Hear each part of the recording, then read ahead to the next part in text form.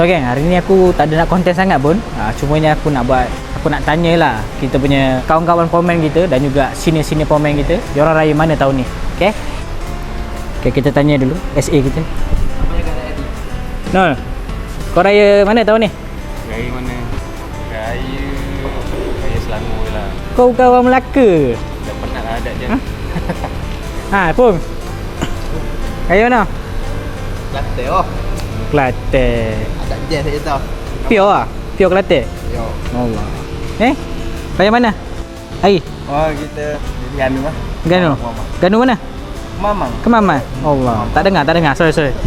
Oh, dekat tu dengan Mamang. Zafri, raya mana Zafri? Raya mana? Raya Shah Alam lah. Shah Alam je, Selangor je. Kita orang sini. Oh sini. Oh sama lah kita. Alamak. Mana Aziz? Ni dia. Aziz, raya mana?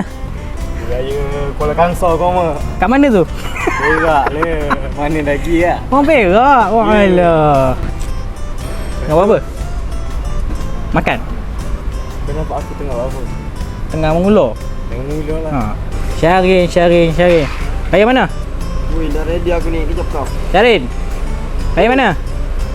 Raya mana? Aku raya dekat Johor. Johor. Ya. Kau orang Sabah kan? Yalah. Kau kat Johor?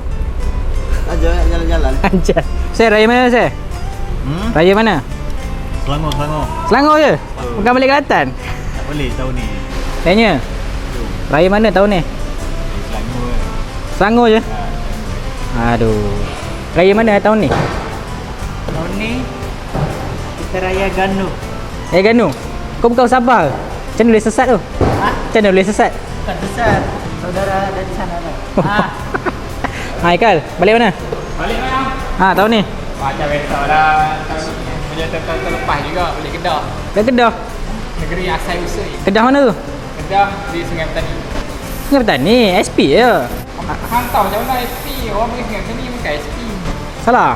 SP orang KL je cakap. Orang KL kata SP. Orang KL cakap. Sorry aku dah Selangor.